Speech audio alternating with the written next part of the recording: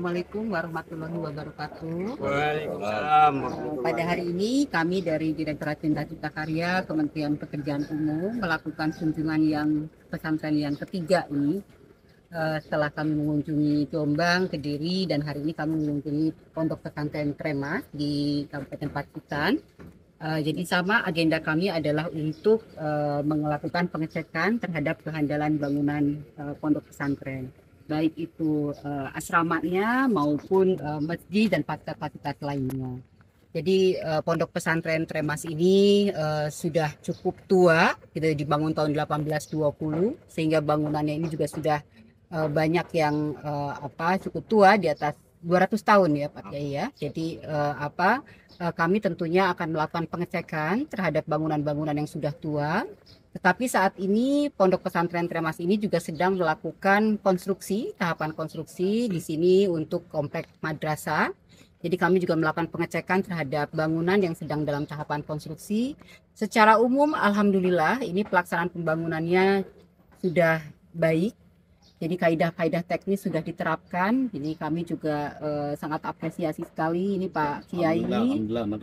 Ternyata sudah melibatkan juga tenaga kerja konstruksi yang kompeten, dan beberapa bahkan sudah pernah bekerja di jalan tol sehingga sudah punya sertifikat kompetensi kerja. Sehingga di sini kami yakin bahwa bangunan ini tentunya akan menjadi bangunan yang handal, dan tentunya untuk bangunan lama kami perlu waktu untuk melakukan audit yang tentunya membutuhkan waktu beberapa hari. Ini demikian. Bu, secara nasional pondok-pondok yang akan dilakukan audit kelayakan bangunan ada berapa, terus kenalan sejauh ini seperti apa, Bu? Jadi jumlah pondok pesantren kan cukup banyak, ada 42.400-an, sehingga kami juga tidak bisa melakukan audit semua. Kami akan prioritaskan untuk pondok pesantren yang jumlah santrinya di atas 1.000 dan memiliki bangunan di atas 4 lantai.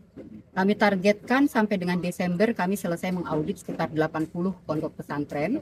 Jadi di wilayah-wilayah yang punya jumlah pondok pesantrennya cukup banyak, yaitu di Jawa Timur, Jawa Tengah, Jawa Barat, Banten, Aceh, Sumsel, Kalimantan Selatan, dan Sulawesi Selatan. Apa statement yang akan dilakukan oleh Kemenpu ketika nanti misalnya ada temuan pondok yang mungkin kelayakan bangunannya perlu diperbarui, apakah diberikan asistensi saja atau mungkin ada dukungan dari pemerintah untuk membantu? Jadi yang pertama pasti tadi kami akan melakukan review dokumen perencanaannya, gitu ya. Kami akan memberikan rekomendasi perbaikan dan beberapa juga sudah kami lakukan di lapangan. Kemudian untuk yang sudah jadi juga kami akan proses pendampingan persetujuan bangunan gedungnya kalau memang belum dimiliki. Untuk intervensi fisik, gitu ya, kami tentunya masih menunggu arahan. Nah, saat ini kami masih menunggu arahan apakah kami boleh langsung memberikan intervensi secara fisik terhadap kekurangan-kekurangan yang ada di pondok pesantren. Terakhir kaitannya sama pondok Al-Qozi ini yang barusan roboh, rencana dari Kemenpu sendiri seperti apa? Apakah bangunan itu sementara dirobohkan semua atau mungkin ada rekonstruksi baru?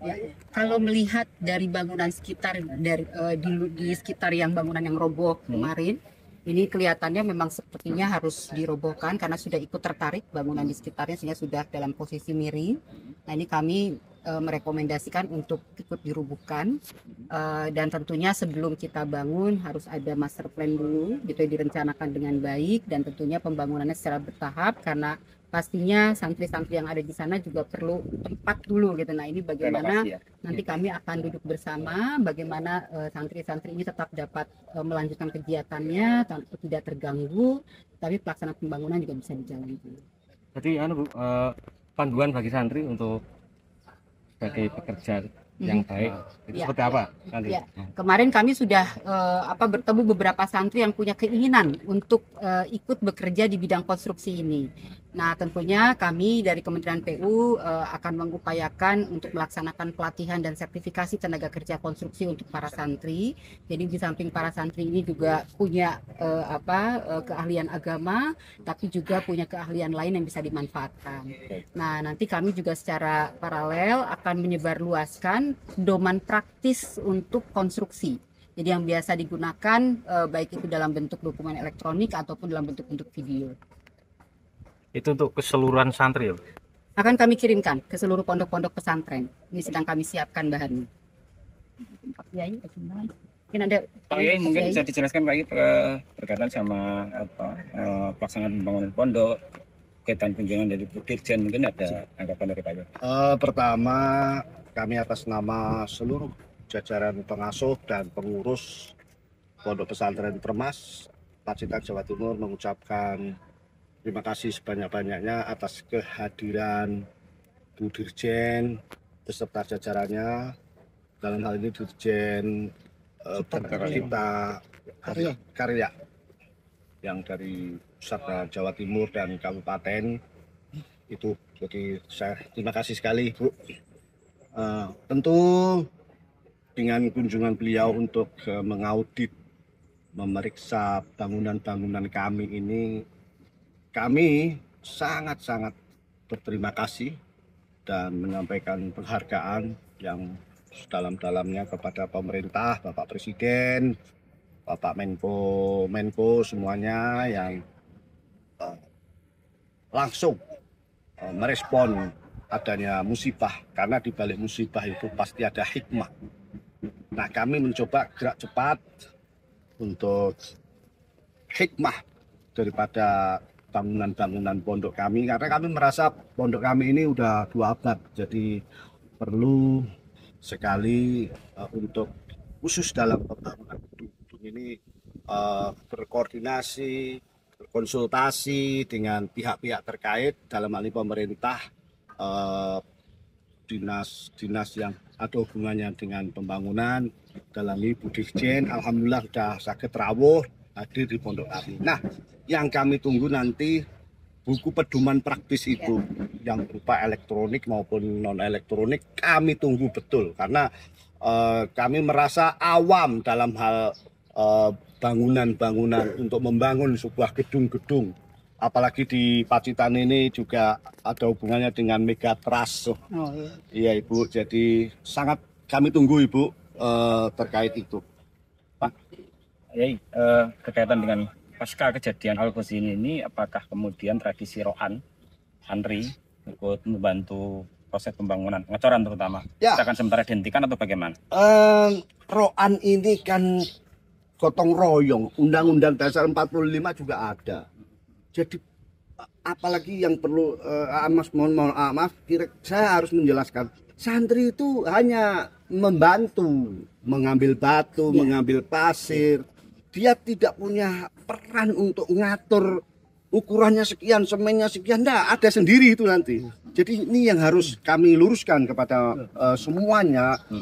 Roan ini kerjasama yang baik, santri juga sehat, gitu kan. Santri olahraganya termasuk roan itu juga olahraga. Jadi dia, sekali lagi saya ulangi, Mas, santri ini tidak punya hak sama sekali untuk ngatur, tapi santri diatur. Cuma nanti kita ambil hikmahnya, bagaimana kalau dia pas di lantai 4 harus hati-hati supaya tidak terjadi standar keselamatannya. Standar keselamatannya kami nanti yang dari ini. Jadi kalau dihentikan ya enggak bisa Pak, sekali lagi karena dia itu tadi bukan persoalan santri diajak mengkulikan, di balik roan itu ada pelajaran juga. Mas santri, kamu nanti di masyarakat juga akan bekerja sama dengan masyarakat untuk saling bantu-membantu, saling gotong royong gitu. Jadi ada pendidikan juga di situ Pak, ada pendidikan Pak, pendidikan positif itu. Terhadap kejadian ini apakah ada dampak terhadap gerakan Ayo Mondok yang Oh iya, sangat sekali. Malah ini kita, mohon maaf Ibu, divisi kita di gerakan Ayo Mondok itu kurang 1. Kalau di divisi kesehatan dan sebagainya ada dokter-dokter sudah siap dan ini sudah bergerak. Nah, divisi arsitektur teknis sipil atau apa itu, nah kita akan membuat itu dan akan kita kumpulkan alumni yang punya basis teknik sipil. Nah itu nanti juga akan bergerak, tentu akan koordinasi dengan pemerintah. Insya Allah nanti tanggal 22 kalau mungkin bisa hadir di acara Hari Santri Nasional di Ponorogo, di Pondok Pesantren Maya, mungkin bisa hadir. Kita akan juga mengkonsep tentang hikmah daripada musibah ini juga, insya Allah. Ngapunten santri, tadi Pak Yai, santri, tadi santri. Pak Yai ngatur kalau tadi ada bangunan yang sempat dirobohkan pasca kejadian Al-Ghazini. Ini bangunan apa dan usianya berapa tahun? Sebenarnya bangunan itu belum begitu lama, itu baru 2006 untuk persiapan kedatangan Pak SBY untuk meresmikan masjid sekaligus reuni nasional. Nah, mungkin bangunannya ya karena dipaksa harus jadi cepat, konstruksinya mungkin kurang bagus mungkin. Nah, kemudian setelah ada musibah itu ada laporan, itu bangunan itu ngeri gitu. Saya malam-malam langsung ke sana sendiri, naik ke lantai 2 itu juga takut saya ini. 2 lantai ya? Iya, masih sebenarnya mau dibangun lagi kan, tapi sudah nggak layak. Sudahlah, kalau gitu kita robohkan aja. Belum, bukan 2 lantai Pak. Memang sudah jajaknya, Ada tetapi jajaknya. belum dilanjutkan. jajak. Itu asrama atau kelas? Itu sebenarnya di bawahnya itu Kamar toilet, kamar mandi. Dan kalau mandi kan rame-rame anak-anak. Terus tiba-tiba ya pikiran kita macam-macam lah karena ada Al-Ghazini ini gitu kan. Jadi ya belajar dari situ. Al-hikmatu dhalatul mu'min itu aja. Itu kira-kira Ya, Pak Mas Matur suwun. sami-sami. Terima kasih. Saya minta Terima kasih, nanti Pak ada Yai. foto bersama di sana, Bu. Boleh. Bersama terus kita lanjutkan.